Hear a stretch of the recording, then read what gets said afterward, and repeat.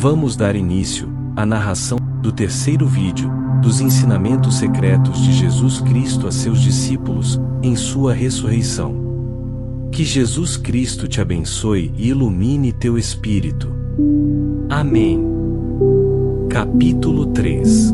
A iniciação do escolhido. E eu, Elezar ben Shimon, testemunho à noite, em que o Mestre nos revelou os mistérios sagrados, que transformam um discípulo sincero em um verdadeiro iniciado nos segredos mais profundos da existência. Jamais imaginei que descobriria que todo ser humano deve passar por uma morte mística antes de renascer em sua verdadeira natureza divina. A terceira lua cheia, desde nossas primeiras revelações, encontrou o mundo aparentemente inalterado. Mas nós havíamos sido transformados, de maneiras que somente aqueles que vivenciaram a experiência poderiam compreender. Durante o último mês, cada um de nós praticou diligentemente a oração do reino interior que o Mestre nos ensinou. Os resultados foram tão extraordinários que por vezes duvidávamos da nossa própria sanidade. João começara a ter o que descrevia como conversas diretas com o Pai, não como vozes audíveis, mas como fluxos de puro conhecimento, que emanavam do mais profundo silêncio do seu ser. Pedro descobrira que a sua antiga tendência para reagir impulsivamente se transformará numa resposta natural de amor, como se o centro da sua personalidade tivesse mudado. Maria Madalena passará por transformações ainda mais profundas. Durante as nossas conversas privadas, ela descreveu-me experiências do que chamava de fusão com a luz, estados em que a distinção entre ela, como observadora, e a luz como objeto observado, se dissolvia completamente, deixando-a num estado de unidade que durava horas após a experiência formal. Mas talvez a mudança mais notável tenha sido na nossa compreensão dos ensinamentos públicos do Mestre. O que antes ouvíamos como belas instruções morais, revelava agora camadas de significado esotérico, que nos deixavam maravilhados com a profundidade da sua sabedoria. Cada parábola tornara-se um mapa para territórios da consciência, que estávamos apenas a começar a explorar. O Mestre vinha observando essas mudanças, com uma atenção que combinava a satisfação de um mestre, ao ver o progresso de seus alunos, com a preocupação de um pai, que sabe que seus filhos estão prestes a enfrentar desafios ainda maiores. 3 dias antes da lua cheia, ele simplesmente nos disse: é hora de vocês conhecerem os mistérios da morte e do renascimento. Preparem seus corações, pois o que vocês estão prestes a vivenciar mudará para sempre a sua relação com a vida e a morte. Desta vez, não nos reunimos nem na casa de Lázaro nem no jardim secreto de José de Arimateia. Em vez disso, o Mestre nos conduziu a um lugar que nenhum de nós jamais havia visto, uma caverna natural nas colinas ao norte de Betânia, escondida atrás de uma cachoeira, que despencava de uma altura considerável. O acesso à caverna exigia passar por trás da cortina d'água, um simbolismo que mais tarde compreenderíamos, como parte do próprio processo iniciático. A água gelada nos obrigou a confrontar imediatamente nossa resistência à mudança, nossa tendência a evitar o desconforto, nosso apego à zona de conforto familiar. Uma vez lá dentro, descobrimos que José de Arimateia havia preparado a caverna de uma maneira extraordinária. As paredes de calcário natural haviam sido polidas até brilharem como um espelho.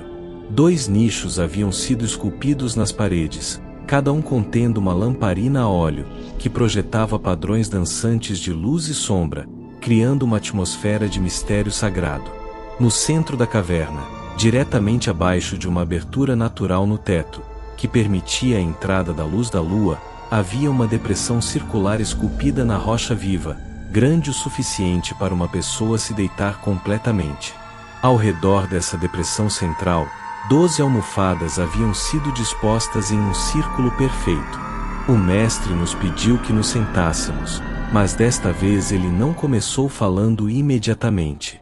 Em vez disso, ele ficou de pé no centro do círculo, com os braços estendidos em direção à abertura no teto, onde a luz da lua cheia jorrava como um raio de prata diretamente sobre ele. Por vários minutos, ele permaneceu naquela posição tão imóvel que parecia ter se tornado parte da própria caverna. Sua respiração era tão sutil, que mal conseguíamos percebê-la, e seu rosto assumira uma expressão de tamanha serenidade, que parecia contemplar realidades que transcendiam completamente o mundo físico. Quando finalmente falou, sua voz ressoou pelas paredes da caverna, criando harmonias que pareciam despertar algo primordial em nossas almas. Meus amados, começou ele, em nossos 2 encontros anteriores, mostrei a vocês sua verdadeira face e ensinei-lhes como acessar o reino interior. Esta noite, vocês devem se preparar para algo que transformará não apenas sua compreensão, mas sua própria identidade. Ele se moveu lentamente ao redor do círculo, fitando profundamente os olhos de cada um de nós, como se avaliasse nossa prontidão para o que estava prestes a revelar. Tudo o que vocês pensavam saber sobre si mesmos, tudo o que pensavam saber sobre a vida e a morte, tudo o que pensavam saber sobre Deus e a humanidade, deve morrer esta noite para que vocês possam fazer algo infinitamente mais verdadeiro. Um profundo silêncio preencheu a caverna. Eu podia sentir meu coração batendo não apenas no meu próprio peito, mas também no peito de cada um dos meus irmãos e irmãs presentes. Era como se fosse um único organismo, se preparando para uma transformação evolutiva. Os antigos profetas sabiam, continuou o mestre, que todo ser humano deve passar por 2 nascimentos. O primeiro é o nascimento do corpo físico, quando a alma entra no mundo da forma. O segundo é o nascimento do espírito, quando a alma se lembra de sua natureza divina e desperta para sua unidade com o Pai. Mas entre esses 2 nascimentos, uma morte deve ocorrer, a morte de tudo o que você não é, de todas as falsas identificações, de todos os medos e apegos, que o mantém prisioneiro na ilusão da separação. Tomé, sempre necessitando de um entendimento claro, timidamente levantou a mão. Mestre, quando o Senhor fala de morte, está se referindo à morte do corpo físico. O mestre aproximou-se de Tomé, e colocou a mão no ombro do nosso irmão cético. Tomé, meu querido buscador da verdade, a morte de que falo é mais profunda e libertadora do que a morte do corpo. É a morte de tudo aquilo que vocês acreditam ser, mas não são. Seus medos, seus desejos compulsivos, suas preocupações, suas identificações com papéis temporários, suas histórias sobre si mesmos. Essa morte não destrói nada real, mas revela o que sempre foi verdade. É como se vocês vivessem em uma casa com todas as janelas fechadas, acreditando que o pequeno cômodo onde moram é tudo o que existe. E, de repente, todas as janelas se abrem, revelando um universo de beleza e vastidão que sempre esteve ali. Maria Madalena inclinou-se para a frente, seus olhos brilhando de compreensão. Mestre, esta é a morte que o Senhor experimentou no deserto quando jejuou por 40 dias? Os olhos do mestre brilharam, como se Maria tivesse tocado algo muito próximo ao seu coração. Maria amada, sua intuição é perfeita. Os 40 dias no deserto foram minha iniciação formal nesses mistérios, mas o que vivenciei lá pode acontecer em uma única noite para qualquer pessoa que esteja verdadeiramente preparada e tenha o coração completamente aberto. Ele se moveu para o centro do círculo, e se deitou na depressão esculpida na rocha, com os braços estendidos como uma cruz, de modo que o luar banhasse todo o seu corpo. Esta noite, um de vocês passará por essa morte iniciática. Um de vocês descerá às profundezas do próprio ser. Vocês enfrentarão tudo o que têm evitado, libertarão tudo a que têm se apegado e emergirão renascidos em sua verdadeira natureza divina. Um tremor percorreu o círculo. Não era exatamente medo, mas sim aquela mistura de expectativa e reverência que se sente ao cruzar um limiar irreversível. Como se escolhe quem passará por essa experiência? Perguntou Pedro com sua franqueza característica. O mestre endireitou-se e olhou para todos nós com uma expressão de infinita ternura. Não sou eu quem escolhe, Pedro. É o próprio Espírito que chama aquele que está mais preparado. Neste momento, sintam dentro de si. Alguns de vocês estão sentindo um chamado, uma certeza interior de que sua hora chegou. Permanecemos em silêncio por alguns minutos, cada um de nós consultando as profundezas do próprio coração, e então, para meu completo espanto, senti uma certeza absoluta emergir do âmago do meu ser. Não era um pensamento ou uma emoção, mas um conhecimento direto e inquestionável. Minha hora havia chegado. Mestre, eu disse com uma voz que mal reconheci como minha. Eu acredito que sou eu.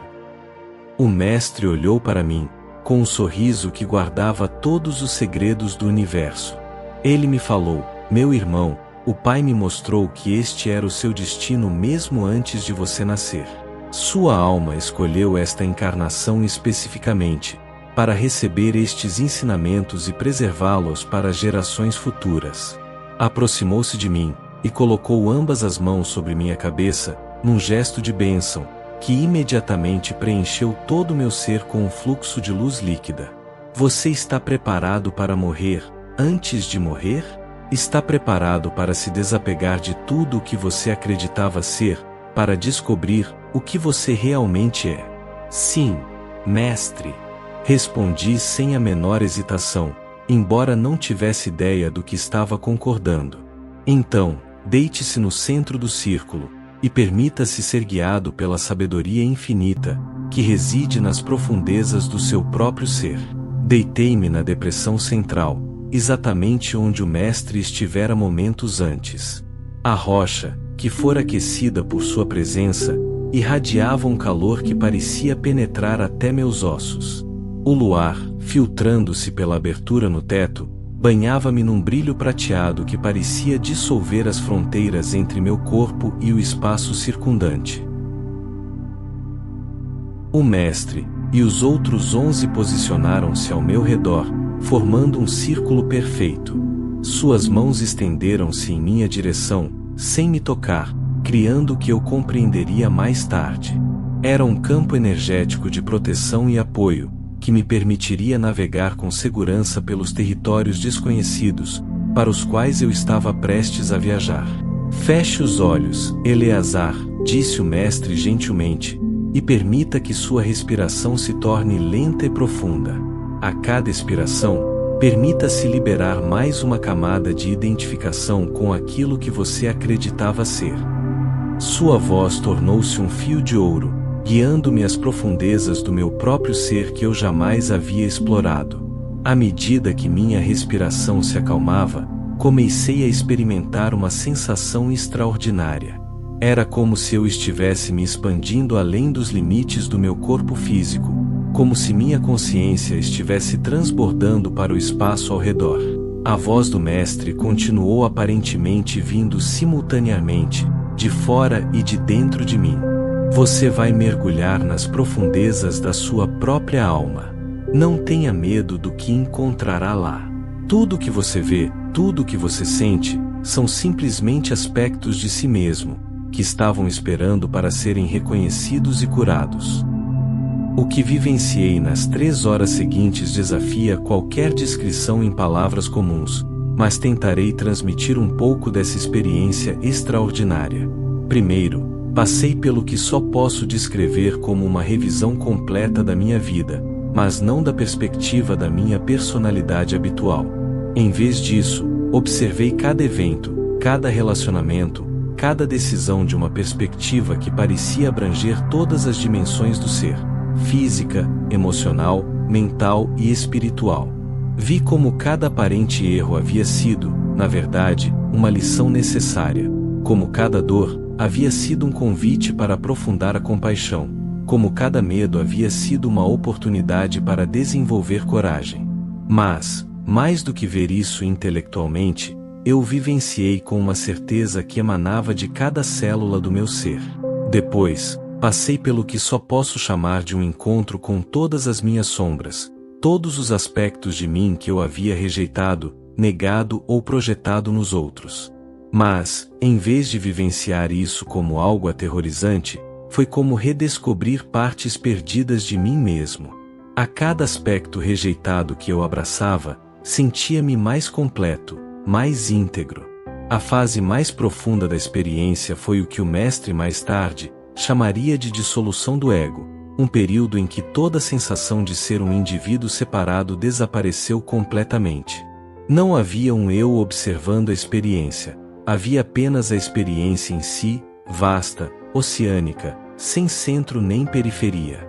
Nessa dissolução, experimentei diretamente o que o mestre vinha tentando nos ensinar, que nossa verdadeira natureza não é a pequena identidade pessoal que acreditamos ser, mas a própria consciência na qual todas as experiências surgem e desaparecem. Foi como acordar de um sonho, no qual eu acreditava ser um personagem específico, apenas para descobrir que eu era a mente que havia criado todos os personagens. Finalmente, experimentei o que só posso descrever como um renascimento, um retorno gradual à consciência individual, mas completamente transformado. Era eu, mas não o outro que eu conhecia a vida toda. Era Eleazar, mas um Eleazar que agora sabia, sem sombra de dúvida, que sua verdadeira identidade era a presença divina, que habitava o âmago de toda a existência. Quando finalmente abri os olhos, a primeira luz da aurora filtrava-se pela abertura no teto. Os 12 rostos ao meu redor brilhavam com uma mistura de reverência e alegria. Mas foi a expressão nos olhos do mestre que mais me comoveu. Era como se eu estivesse vendo uma criança, que acabara de dar seus primeiros passos. "Bem-vindo, irmão", disse ele simplesmente, mas essas duas palavras continham o reconhecimento de uma transformação que eu sabia ser irreversível. Quando tentei me sentar, descobri que minha relação com meu próprio corpo havia mudado completamente. Não que o corpo fosse diferente, mas minha identificação com ele havia se transformado. Era como vestir roupas. O corpo era meu, mas eu não acreditava mais que eu era o corpo. "Como você se sente, Eleazar?", perguntou Maria Madalena, com a voz cheia de admiração. Busquei palavras para descrever o indescritível. "Tenho a sensação de que vivi a vida inteira numa casa de um só cômodo e, de repente, descobri que a casa tem infinitos cômodos. Sinto como se estivesse vendo o mundo através de uma pequena janela, e agora a parede inteira desapareceu. Mas, mais do que isso, continuei. Sinto como se tivesse me lembrado de algo que sempre soube, mas havia esquecido, que eu não sou este corpo, nem estes pensamentos, nem estas emoções. Eu sou a consciência na qual todos eles aparecem. Sou um com tudo que existe, e tudo que existe é um comigo." O mestre assentiu com profunda satisfação. "O que você experimentou, Eleazar, é o que todo ser humano está destinado a experimentar eventualmente. É o verdadeiro propósito da existência humana, despertar da ilusão da separação e lembrar nossa unidade fundamental com o Pai." Mas acrescentou com uma seriedade que imediatamente capturou nossa atenção: "Com este despertar vem uma responsabilidade sagrada.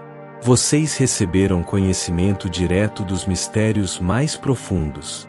Agora devem viver a partir desse conhecimento, não como informação mental, mas como realidade encarnada." Tomé, que observara toda a experiência com intensa concentração, perguntou: "Mestre, todos nós passaremos por esta mesma iniciação?"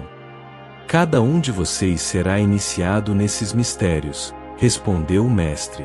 "Mas a forma específica será única para cada um. Alguns o vivenciarão como Eleazar vivenciou esta noite. Outros o vivenciarão gradualmente ao longo de meses ou anos. Mas todos vocês foram chamados a despertar plenamente para sua verdadeira natureza." João inclinou-se para a frente, os olhos brilhando de expectativa. "Quando receberemos essa iniciação?" O mestre sorriu com aquela mistura de ternura e mistério que aprendemos a amar. "João amado, A iniciação já começou para todos vocês. Simplesmente testemunhar o que aconteceu esta noite plantou sementes em suas almas, que germinarão quando chegar a hora certa. Mas por agora, continuou ele, enquanto a luz da aurora se intensificava, vocês devem integrar o que receberam. Devem permitir que essas experiências se instalem profundamente em vocês, transformando gradualmente não apenas sua compreensão, mas também a maneira como vivem cada momento. Enquanto nos preparávamos para deixar a caverna sagrada, o Mestre nos deu instruções específicas sobre como manter em segredo o que havíamos vivenciado e testemunhado. O que aconteceu esta noite, disse-nos ele com grande solenidade, não deve ser compartilhado com ninguém que não tenha sido especificamente preparado para recebê-lo. Esses mistérios são transmitidos apenas de coração para coração, de mestre para discípulo preparado, quando o momento for apropriado.